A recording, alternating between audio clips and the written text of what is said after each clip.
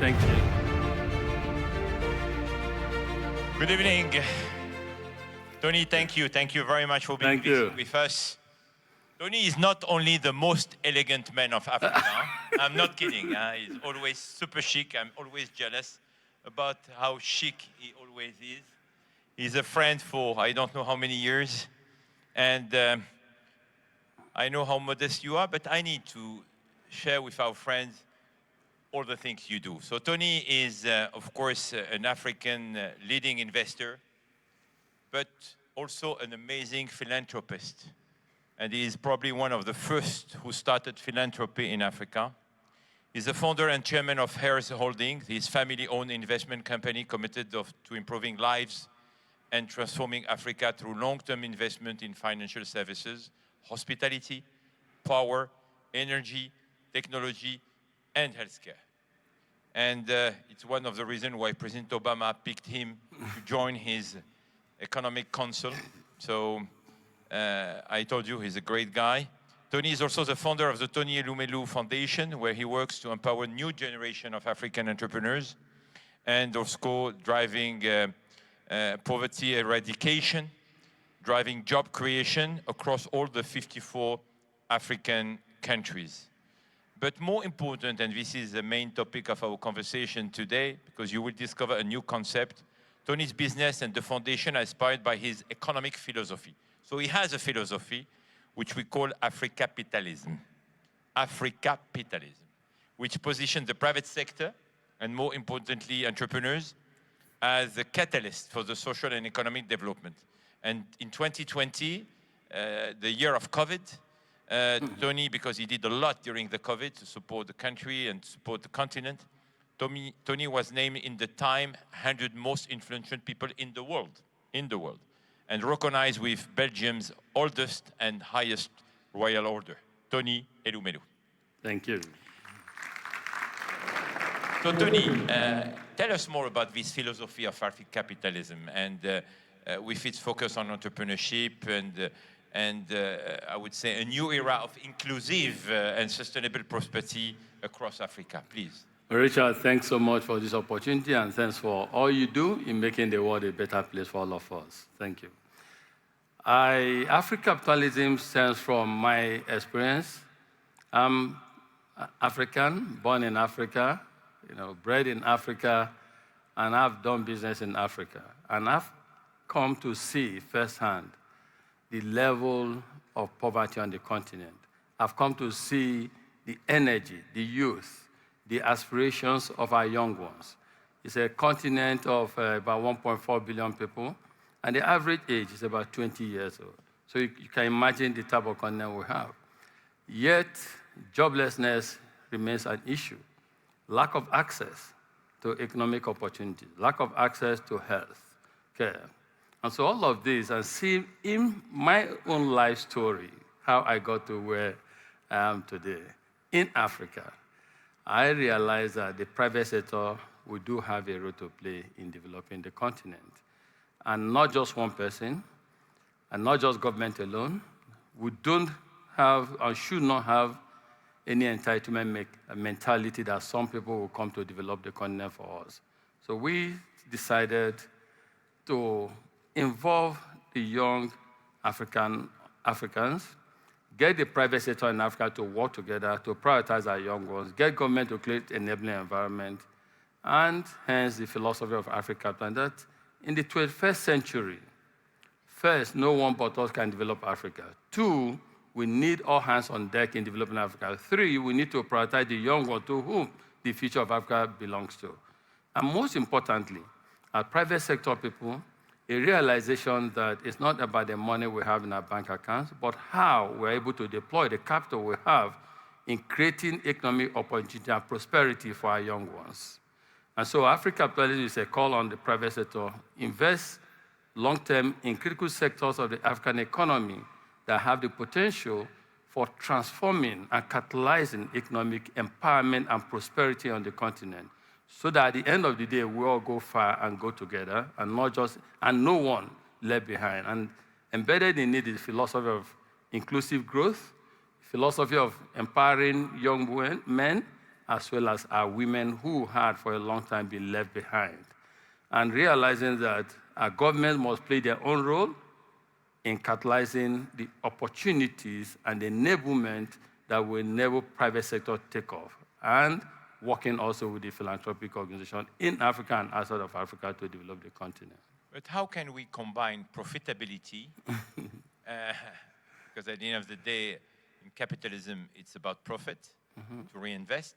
But how can you combine profitability with all these challenges of creating inclusive model, gender equality, climate resilience, now climate change, especially in Africa, where we are in full transformation and full growth, I would say. So how do you combine, what is the business model to be able to achieve this mission? So I think one of the reasons Africapitalism has been accepted and being practiced by quite a number of people is because we don't just preach, we don't just theorize, we practice. So in our group, we have Transcorp, which is the largest electricity generating company in Nigeria today.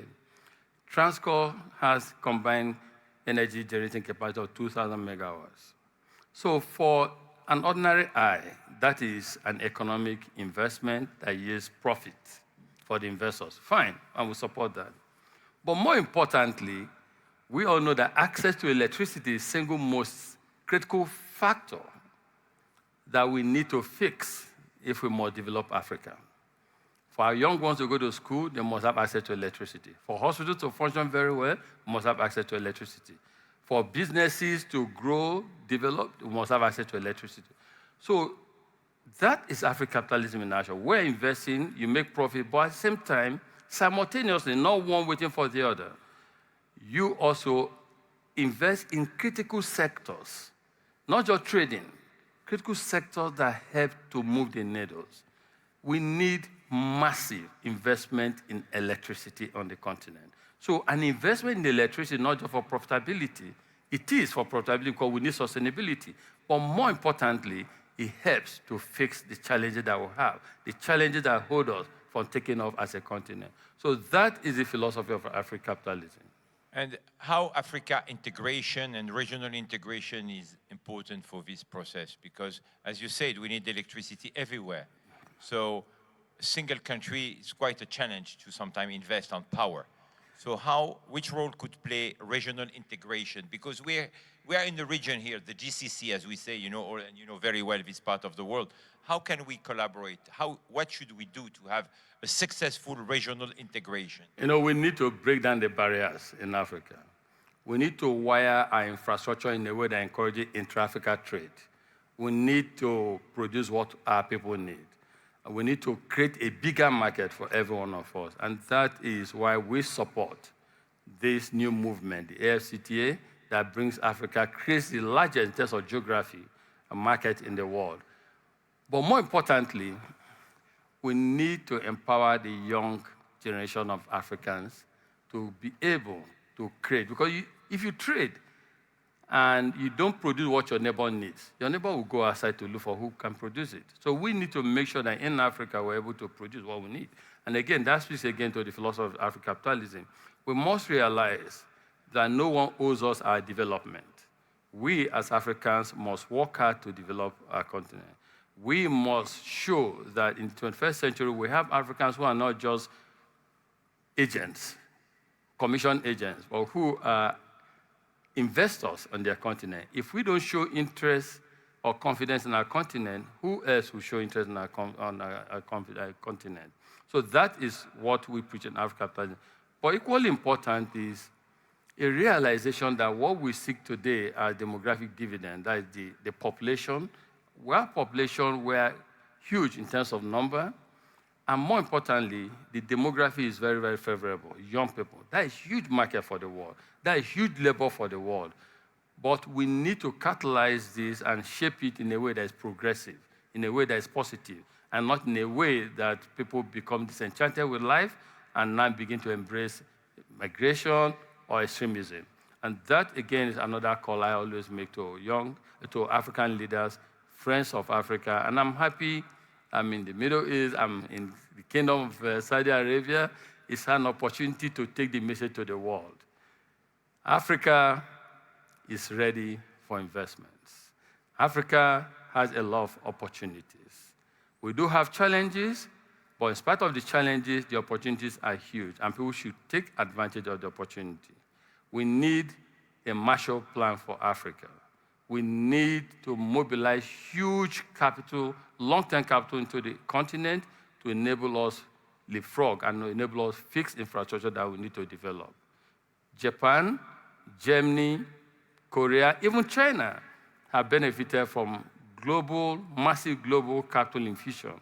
Africa needs this, and I'll be failing if I don't use this opportunity to draw the attention of the world to the opportunity we have on the continent, and they need to come to invest in Africa. They need to collaborate with African business leaders, and more importantly, those like the Elumelu Foundation who like to support young African entrepreneurs. Let's see how we can work together to create a better future for everyone. Tony, let's insist on this point. Yesterday, in my opening remarks, I said something which I'm a true believer, which is, by the way, was inspired to me by President Clinton. I have to confess, when President Clinton first inauguration, he said, there is nothing bad in the United States which could not be corrected by what is good in the United States. So I paraphrased President Clinton yesterday by saying something which I'm convinced there is nothing bad in our humanity which could not be stopped by what is good in our humanity. So let's ask you about Africa. What is good in Africa today? Because we need to be very frank here. Many people have a specific perception about Africa, especially in this part of the world. I have a long conversation with many friends who say, going to Africa is not always stable, it's complicated.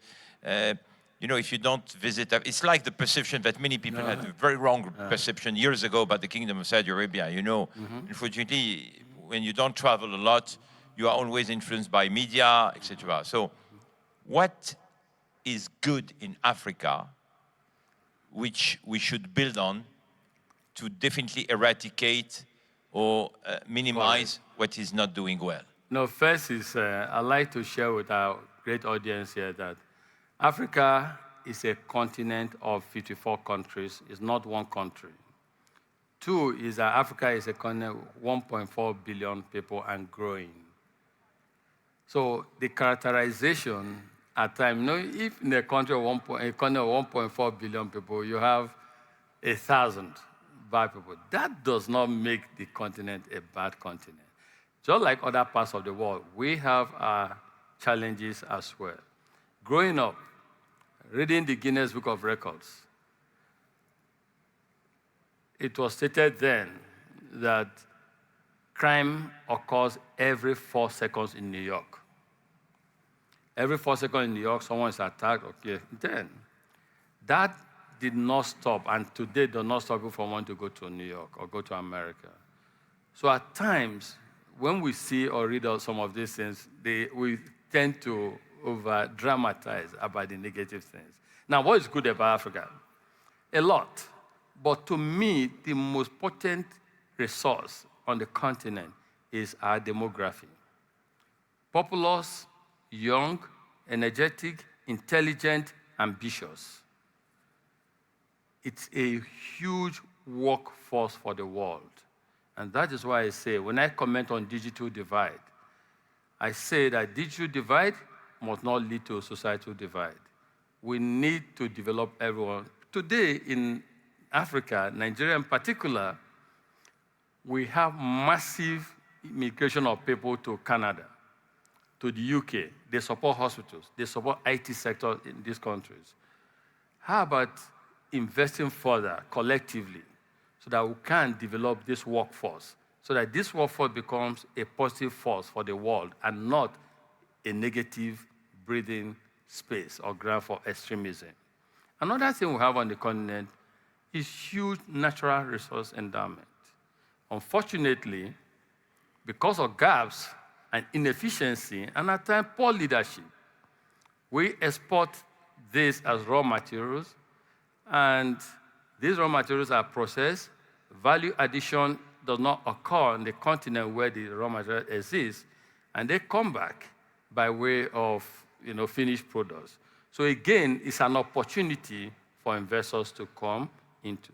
So if you look at this, and in terms of Africa can feed the world in terms of food security, arable land on the continent. So there's quite a lot of good things. But having said that, there are a few bad things, but it's happened everywhere in the world, but it's totally statistically insignificant.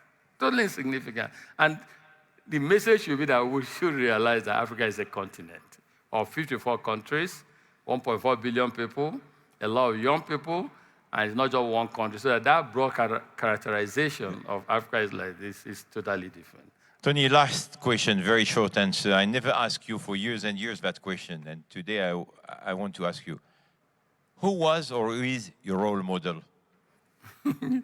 I have two. Unfortunately, they are both dead, but I like Steve Jobs for all the things he did.